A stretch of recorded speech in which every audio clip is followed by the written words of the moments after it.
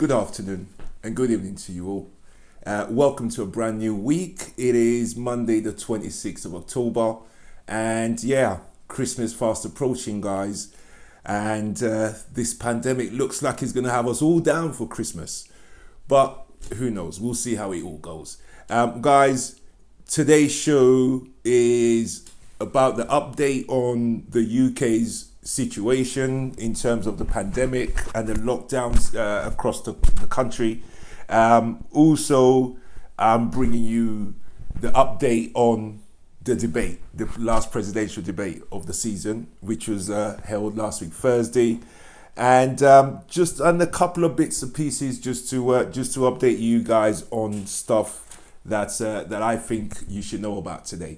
So, guys, without further ado, let's get down to today's show. Right, I'm starting off with the UK, and then we'll deal with the US and the electioning situation later on. I want to start with a look at the lockdown situation across the north, and then we're going to go to Slough, which is just up the road from London. Have a situation right now. So things are creeping closer to London, guys. London's already on a level 2 or tier 2 situation. However, it isn't as drastic as Wales is at the moment. So, guys, let me start off with a quick video of Wales and a quick roundup of the UK. Take a look.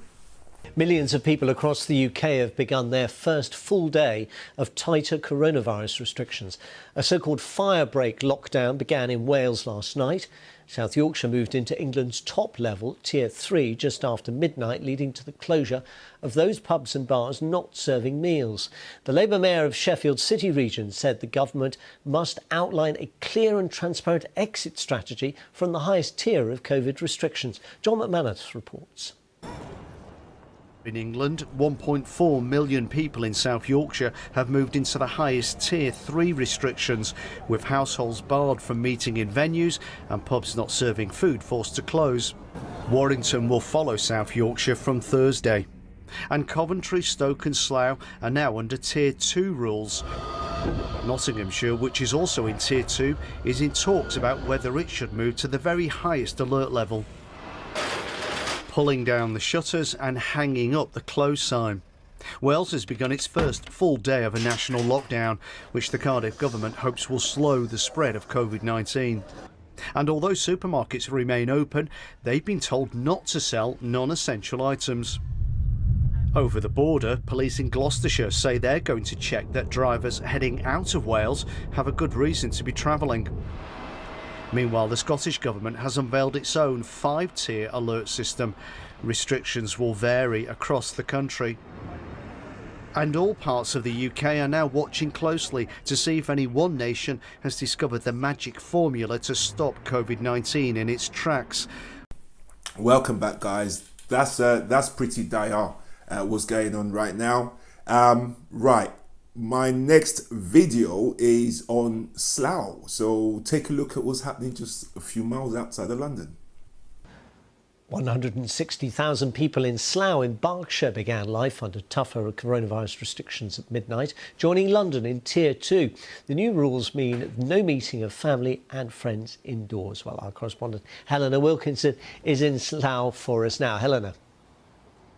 Well, Sean, Slough High Street just behind us here, looking unusually quiet, we are told. Now, the people here in this Berkshire town, which is about 20 miles away from London, woke this morning to those tighter restrictions. In the words of the local MP here, there had been an alarming rapid rise in infection rates. And earlier this week, there were 153 positive cases per 100,000 people. We also know here in Slough there had been no major outbreak at a shop or venue, so they know that the infection is being transmitted from person to person within the community. Welcome back, guys. Right, now we're going to scoot over to the US, and I promised you guys an update or a summary of the debates the other day. Trump as usual. So I got 2 videos for you guys. I got a roundup of the debate, who won, and I've got a fact-checking video for you guys. Let me just say something. Fact-checking only really started since Trump came into politics. Maybe they should have had it before, but the amount of lies, this guy can have a fire burning in the background. I mean, you can literally be filming him talking and there's a fire in the background and he'll still be saying we're not on fire. That's the kind of lies that he tells. Now, I had a conversation with a texting conversation the other day. Some guy asked, telling me, what do I think the Democrats are better than the Republicans? You know what? Politics is a funny game, but politics is the same as anything else, that you've got two choices. You got one that's gonna screw you over, bend you over backwards and screw you over, right? And you got one that at least show empathy, at least listens, and at least they might not do everything 100%, right? This guy's argument was what did Obama do for us? But I tell you what, I've got a video right here to show you what Obama left for that country, right? If they ever had a pandemic. They never had one in his time, in our lifetime. But if they ever did have one, he prepared. And you know what? I'll show you that video later on. So guys, take a look at my first video on the presidential debate, and I'll see you on the other side. President Trump toned it down and tried to portray himself as an outsider, despite being in the White House for 4 years. He offered little in the way of concrete plans for a second term. Joe Biden challenged the president on his record and tried to deliver a message of unity and empathy. The coronavirus pandemic dominated the debate, with the candidates presenting starkly different visions on everything from the economy and healthcare to climate change. 11 days before Choked election. you up, the whole thing. I'm very choked up. Believe me, this will be a multi-hanky show. It's only 11 days until Election Day, and the number of early votes has now surpassed the total number of early votes in 2016, John. So our post-debate poll was pretty clear about who viewers thought won the debate. Joe Biden by 14 points. So, yeah, second debate Donald Trump might have bested first debate Donald Trump, but not, according to the poll, the guy he's actually running against. As for the substance, with the coronavirus pandemic clearly now in this dangerous new wave, the president again issued the false claim that we're rounding the corner. Vice President Biden warned that a dark winter is coming. Overnight, more than 71,000 new cases were reported. That's the highest number since the summer and the fourth worst day since the pandemic began. More than 41,000 people are now hospitalized. That's the most in 2 months. 8 states are reporting record hospitalizations. And deaths are now increasing in more than half the country. Let's go to Nashville, the site of the final debate. Jessica, the last time, one way or another, that Donald Trump will ever debate. So historic in its own right. In the second and final presidential debate, President Donald Trump and former Vice President Joe Biden clashed over the major issues. With fewer interruptions, the two candidates offered their final pitches to voters, including how they will combat coronavirus on a day that saw one of the highest numbers of new U.S. cases since the crisis began. Still, the president repeated lies about the pandemic. It will go away, and as I say, we're rounding the turn, we're rounding the corner. It's going away. 220,000 Americans dead. If you hear nothing else I say tonight, hear this. Anyone who's responsible for not taking control, in fact, not saying I take no responsibility initially, anyone who's responsible for that many deaths should not remain as President of the United States of America. Welcome back, guys. Talking about they're rounding the corner. We're rounding the corner. It's going to be gone in a minute. Let me tell you guys something. America just had its worst week as he was talking. The very next day, they hit 82,000 new infections. The highest they've seen from way back. When you look at their chart, whereas Europe went like that, and came all the way down, and they're at the bottom of the chart. America went up, came down this much. If the bottom's here, they came down this much, went up again, came down this much again. Now they're up again. They've never had less than 700 people dead in a day. The guy's deluded. But you know what I say? like I said in my one of my videos last week, he really chose the best demographic. That demographic, racism appeals to them. No foreigners in our country appeals to them. Bar Mexico from coming to our country appeals to them. But these are people who don't watch TV other than right-wing press that cover up all the bad news, and that's where they get their information from. Those who even watch any kind of news, they're the same people that will go to his rally, and when he says we're rounding the corner, we're nearly there, he's gonna go in a minute, they go yay. It's really sad to see. This is a failed state, and it's surprising. Right, we're gonna fact check him now. Here we go. So if you've been watching the debates on CNN, you know that one of the most anticipated moments of truth, literally, comes from CNN fact checker Daniel Dale.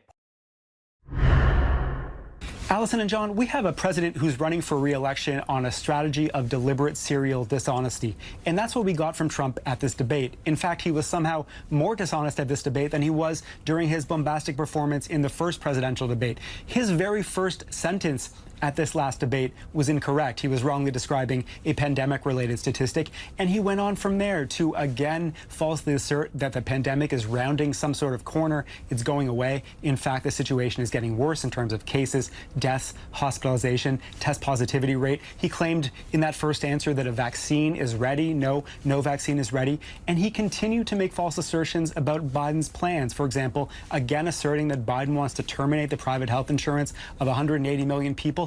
Biden again has explicitly, vocally rejected that kind of single-payer Medicare for all approach in favor of a voluntary public option in which people could opt in if they wanted to. And Trump just basically kept repeating many of his other false claims from campaign rallies, claiming that only 1% of people show up for immigration court hearings. In fact, it's closer to 75%. Again, asserting he's been better for Black Americans than any president since Lincoln. This is completely ridiculous, frankly. Again, asserting that it is China paying the tariffs. As Biden correctly pointed out, it's U.S. taxpayers. I could go on and on. But we just got a fire hose, an avalanche, a bombardment, whatever you want to call it. It was the same as usual from President Donald Trump. Allison and John. Welcome back, guys. Normalcy is so needed. We need to get back to normal. Seriously. I mean, for presidential candidate to lie so much, blatantly, and he's not even ashamed of it, is crazy. Like I keep saying, you know, I feel like we're living in another world right now. And I'm going to tell you, I'm going to show you a video right at the end, what this guy's plan has been from day one. A very short clip, but it's a strategy that has fooled a lot of people, including the guy I was just talking about that I was texting with. It's fooled so many people, they don't know who to believe. But listen, what I'm about to show you isn't fake news either. You see Obama? Obama set up within the CDC a unit, of scientists and teams that can see pandemics coming. And they were equipped with everything they needed. They had people in China, because China's really where a lot of this stuff originates from. They had people in Africa, they had people in China, they had people all over the place. In 2016, when Trump took over, it took him 2 years. 2 years in 2018, he disbanded the team. Now, this isn't fake news. He's always talking about Obama left the shelf empty. They didn't leave us anything. The people who were disbanded from that team, I've seen them speak on TV. Yeah, we got told that we were being disbanded. It's without a shadow of a doubt that 2 years after he disbanded this team that could have helped this country, a pandemic did hit. Obama spoke about it in 2015, 2014, put those things in motion, set it up before 2016 when Trump took over, and 2 years in he disbanded it. And 2 years after that, they've lost nearly, coming up to 230,000 people. And this guy is talking about we're going to have to learn to live with it. Unbelievable. So guys, let me show you a clip of Obama rollicking this guy. Right, he's on the campaign trail now. He's out campaigning for Biden. And I love when Obama's on the trail, because he's his speeches are out of this world. So take a quick look at Obama dealing with this guy. Former President Barack Obama has stepped in with a blistering takedown of Donald Trump. Tweeting at the television doesn't fix things. Making stuff up doesn't make people's lives better. You've got to have a plan. You've got to put in the work. And along with the experience to get things done, Joe Biden has concrete plans and policies. We literally left this White House a pandemic playbook that would have shown them how to respond before the virus reached our shores. They probably used it to, I don't know, prop up a wobbly table somewhere. We don't know where that playbook went. Donald Trump isn't suddenly going to protect all of us. He can't even take the basic steps to protect himself. A new CNN poll shows Biden leading Trump in Pennsylvania by 10 points. It's an important swing state. Trump won it 4 years ago. More details now from CNN. Welcome back, guys, and I'm on to my last video now, and this video tells you what Trump's plan was to sow doubt in truth tellers, while his lies get past many, and those who it doesn't get past, it confuses them enough that they don't know what's true from what's not. It's been a plan from day one. So all you guys who are following this guy and you're now confused, be patient. Give it 5-6 months from November. When you see reality and normalcy come back, I think many of you will start to come back to normal. Take a look at this guy's plan, and I'll see you on the other side to say my goodbyes. Trying to portray her as the latest media enemy. And it's worth remembering, Anderson, that Leslie Stahl said in 2018, the president once said to her, "Why do I pick fights with the media? Why do I attack you all? Why do I discredit you? So that people won't believe what you say." And yet, of course, he always wants the attention from the press. He wants the attention from Leslie Stahl. So he tries to have it both ways. Guys, nothing else to be said. This is the guy's plan from day one. Like I keep saying, I can't wait for normalcy to return. Guys, I'm going to say my goodbyes now. Hope the show's been informative. On Wednesday, we're going to look at the effects of lockdown from 2 reports that you can go online to have a look at. But I'll show you clips about it and we'll have a quick discussion about it. So until then, have a brilliant week, everyone. And I'll see you on the hump day for the second installment. Take care now and all the best. Bye-bye.